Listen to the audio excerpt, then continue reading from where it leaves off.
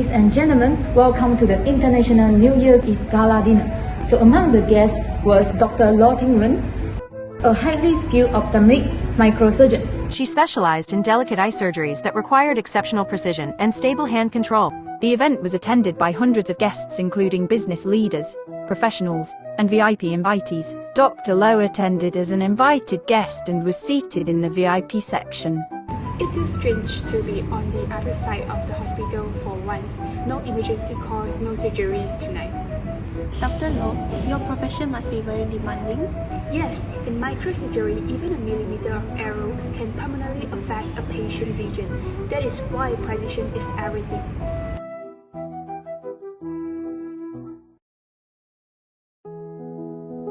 Tan Si-ming was not a beginner. He was employed as a senior UAV operator. He had flown drones at numerous commercial events.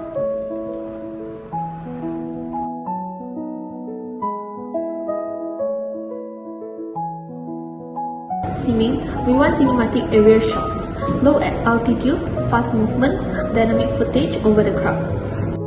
Okay, I will enhance the visual effect. But remember, this is a crowded VIP event. Safety is critical. No mistakes.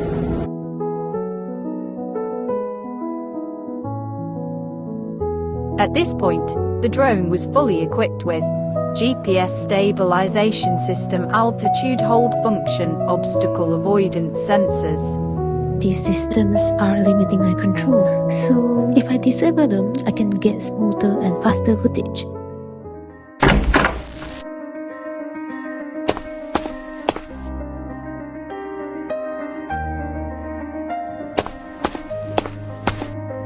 Camera rolling, launch the drone.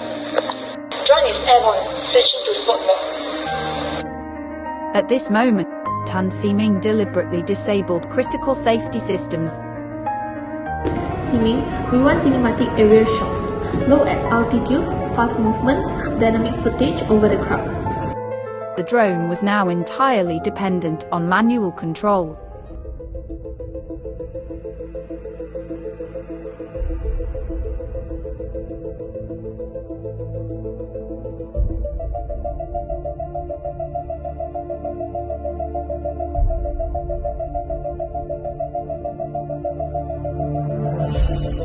Tan, you are flying too low above the crowd. Raise altitude immediately. No, I need this angle. I can control it, trust me. The drone began flying at low altitude directly above the VIP seating area. Guests below were unaware of the danger above them. Without GPS stabilization and altitude control, the drone could not correct its position. It began to wobble, tilt, and descend uncontrollably. Stop! Si-ming! Oh no, I can't stabilize it. It's not responding. Look out! The drone, weighing approximately 6.5 kilograms and equipped with high-speed carbon fiber propellers, descended directly into the VIP seating area. The plaintiff instinctively raised her dominant right arm to shield her face and eyes. What have I done? Oh no, call ambulance!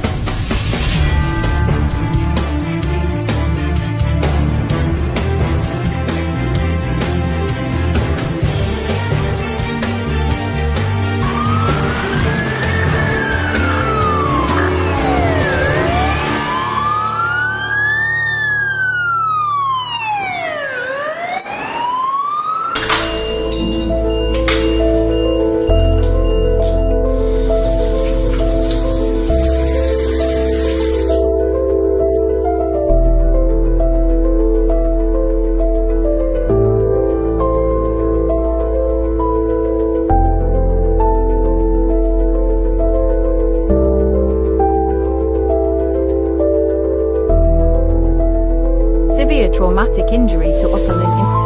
Immediate transfer required.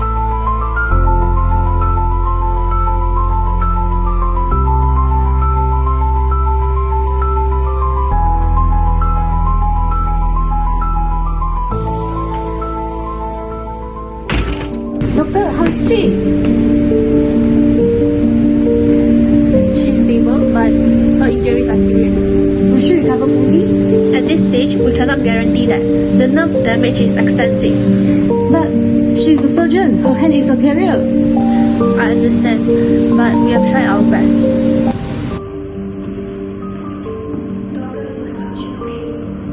Dr. Law, thank you for coming in today. We have now completed your surgeries and reviewed the results of your rehabilitation over the past several months. Please tell me the truth. I need to know whether I can return to surgery. Accident caused extremely severe damage to your dominant right hand. The jaw propellers completely severed your glandular nerve and several important flexor tendons in your wrist. Although we successfully repaired the structures surgically, the damage was extensive. What does that mean for my recovery? You have regained some movement. However, the nerve injury has resulted in permanent impairment. Your grip strength has been significantly reduced. More importantly, you continue to experience tremors and loss of fine motor control. Chemotherapy fix it? Sadly, no. Your profession requires extreme precision. In my professional opinion, you are permanently unfit to perform ophthalmic microsurgery. So my surgical career is over. You may continue working as a doctor, but you can no longer safely perform surgery. I spent my whole life doing that career. I'm sorry, Dr. Law. Once, Dr. Low held lives in her hands. Patients trusted her. Colleagues admired her. Surgery wasn't just her profession. It was her calling. A mistake she didn't make, but she would pay for forever. Everything she had worked for was taken away. No more operating rooms, no more surgeries, no more second chances. Dr. Low sits alone, staring at photographs from a life that no longer belongs to her. Each smile in those pictures feels distant. Each achievement feels like a cruel reminder of what she can never have again. She saved so many lives, but no one could save her from this heartbreak. 20 years. Oh my God.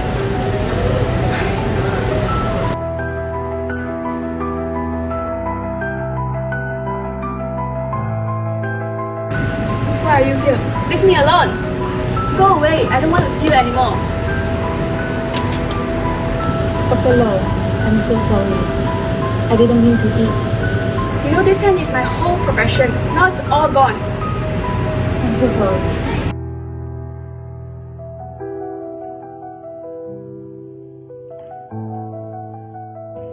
Please hold this surgical instrument. Like this. The tremor is visible, no hope at all.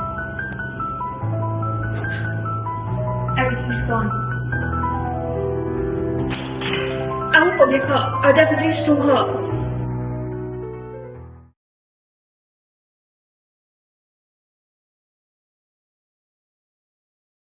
May it please the court, my name is Adam Tan, together with my learned co-counsel, Miss Chloe Lau Hui Xuan. We appeal for the plaintiff, Dr. Law, an ophthalmic microsurgeon who suffered personal injuries, causing her entire professional life to be permanently destroyed. Arif, we respectfully submit that the first defendant, Tan Si Ming, is liable for breach of statutory duty under the Civil Aviation Regulation 2016. It is clear in the case of London Passenger Transport Board and Upson that the court held that the breach of statutory duty is a distinct cause of action, and it must not be confused with negligence. Therefore, it is said that the executive splits the duty and the common laws provide a remedy. There must be a statutory provision imposing a duty. Regulation 98 and Regulation 143/1-C stated that prohibition to any person from willfully or negligently endangering life or property with an aircraft and flying above a crowded assembly. Applying to this case, the first defendant deliberately disabled the drone's GPS and obstacle avoidance sensors. He also switched it into the sports mode and flew safely and directly above the crowd. This reckless act spread contrary to the regulations. Second, the defendant must be impeached as pursuant to Grenfell and the Surrey County Council. The civil aviation regulations were enacted to protect the public from unsafe operations. The plaintiff, as a member of that class, suffered precise harm that the plaintiff sought to avoid. Therefore, the first defendant is in breach. Third, the duty must be owed to the plaintiff. Referring to Lim Tong Eng and Songai Chor Rebel, our plaintiff was clearly within the category of protection under the regulations. Hence, the first defendant owed a duty of care to our plaintiff. Fourth, causation must be established. Applying voluntary casting and whatnot, the first defendant disabling the safety system and recklessly maneuvering directly caused the plaintiff catastrophic injuries. Therefore, it is claimed that the first defendant, which has materially contributed to the damage. Young Arif, in short, the civil aviation regulations were enacted to protect the public from foreseeable risks of unsafe drone operations. The first defendant deliberate acts breached those duties and directly caused the plaintiff injuries. Therefore, we submit that the liability for breach of statutory duty is established. Young Arif, moving on, we respectfully submit that the severe injuries and financial losses sustained by the plaintiff were directly and exclusively caused by the act of first defendant. The law requires above all tests. In the case of Wiltshire and Essex Area Health Authority, the House of Lords held that the plaintiff must prove that, but for the defendant's breach, the damage would not have occurred. Unlike Wiltshire, where the causation failed due to multiple independent causes, here the chain of causation is direct. But for the first defendant disabling the drone safety system and flying recklessly over a crowded area, our plaintiff would not have been injured. This principle is later reinforced in court and Kirby McLean case, where causation was established because, but for the defendant's failure to provide a safety environment, the plaintiff's death will not be occurred. Similarly, but for the first defendant reckless conduct, our plaintiff would not have suffered any injury whatsoever. The evidence is also unequivocal. The first defendant deliberately disabled GPS stabilization, alternate hold and obstacle avoidance sensors, switched the drone into sports mode and threw it in both a dense crowd.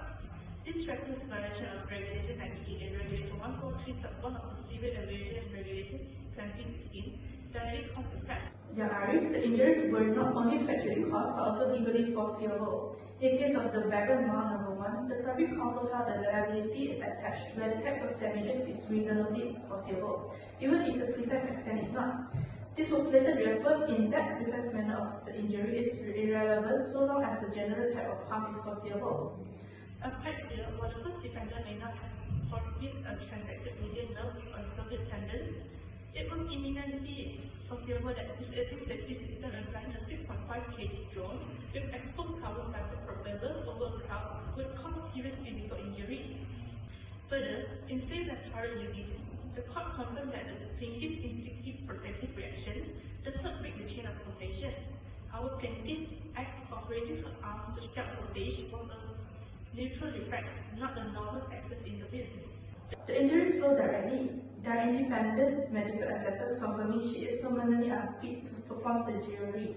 The plaintiff has suffered income loss, PTSD and depression. Psychiatric injury is also recoverable. In the case of Fish and Smith, the court held that for the primary victims, it is sufficient that some forms of personal injuries was foreseeable. The plaintiff directly struck and physically injured falls value within this category.